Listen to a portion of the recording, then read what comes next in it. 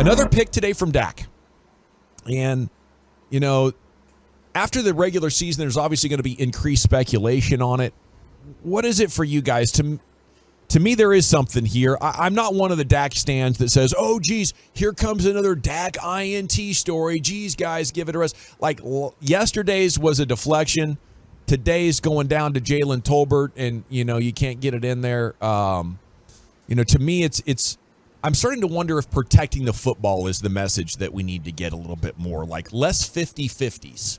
Let's save when we want to do the 50-50 stuff to we're down 2 touchdowns in the fourth quarter, or it's 4th and 8 and we're at midfield. Go ahead, chunk it down there. Not, so where are you guys with 2 days in, two picks? I'd love it if we could get a 0 INT day here, or stack them up. What do you say? It would certainly be nice. I did expect coming in here, listen, this defense is going to be ahead of the offense. Yesterday's interception was much like the ones last year. It's off Simi Fajoko's hands. It was the perfect pass. So yesterday was 100% not on Dak, that interception. Today's, I view training camp a little bit too as like, hey, we're working on things. Maybe he's not going to trust Tolbert in a real game on a 50-50 ball, but if that is Brandon Cooks, CeeDee Lamb, I think you're talking about a completely different story. Like, Dak is really good at throwing those deep balls. So yeah, he hit the Brandon Cooks one. This one he just underthrew it. This one was on him. Right. Yeah. No, for sure. And you're going to have some of that. But I think it's like training camp is for like, hey, can we trust? Like, do I have the chemistry in the field with Tolbert? We're going to find out right now. But this is where you find out, not in the middle of the season. And it's like, okay, let's throw something up to Tolbert that we've never done before. Yeah, I don't think you can overreact to training camp interceptions. There's two things that happen on that play that actually are positives. If you want to ask me about this. Nation, right? I think the fact that Tolbert had separation on the route. No, he got open. I mean, that's the thing. You're like kind of worried. Like, okay, well, can he separate? Can he find a way to outrun somebody and get to the position? The fact that he had to slow up to get to the ball, I think that's something. I don't think Dak's thrown a lot. I think he's thrown balls to Gallup and the Lamb and people like that. He can gauge where their speed is.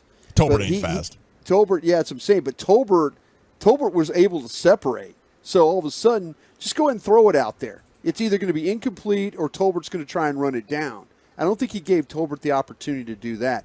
The second thing you have to be positive about is Nahshon Wright. Right. Nahshon Wright was in a position where all of a sudden it was not his advantage at all.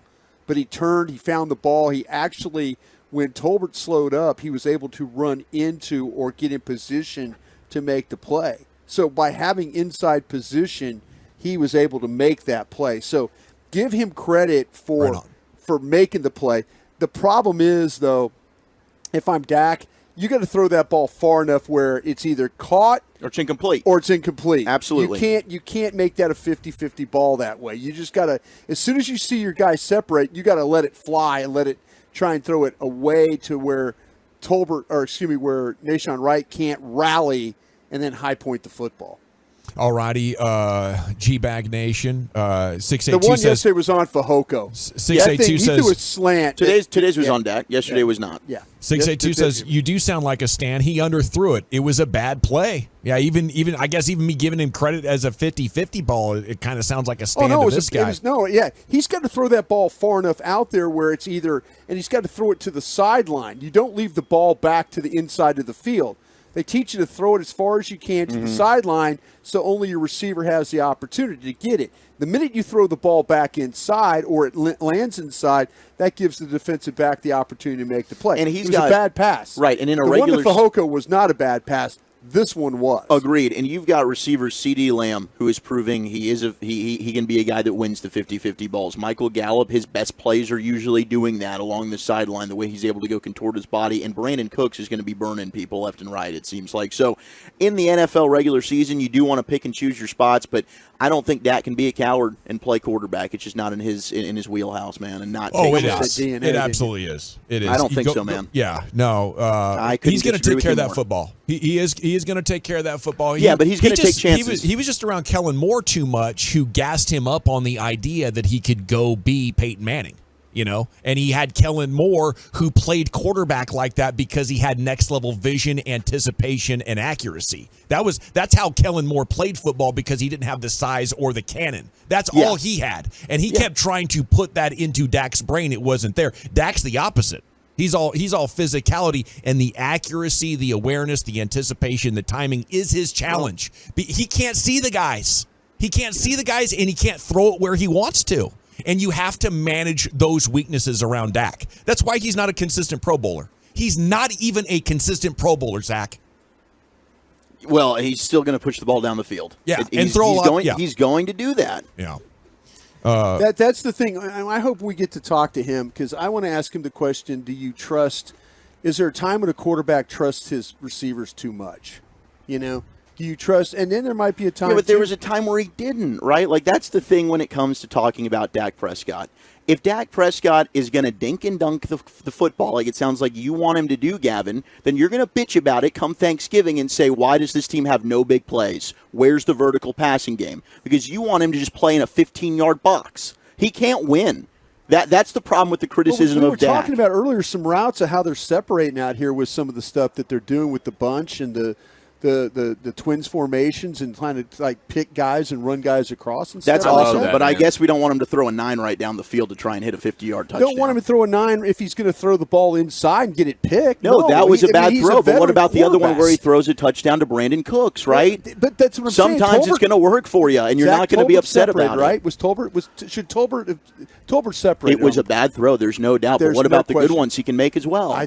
And statistically, he's one of the best deep ball passers in the NFL, so it's not like he can't do it. Correct. Man, he's Mahomes. This guy's Aaron Rodgers. It's just unlucky. You're going completely with a great team that this squad has put. Can't win playoff games. It's unlucky every time, I guess. Yeah. Man, he's right up there. He's one of the best statistically at damn near everything in quarterback. They have an incredible defense, skill players everywhere. He came into a team with the best offensive line in football, and it's just, man, you get to the playoffs and you sound like a Twitter troll. Keep doing it.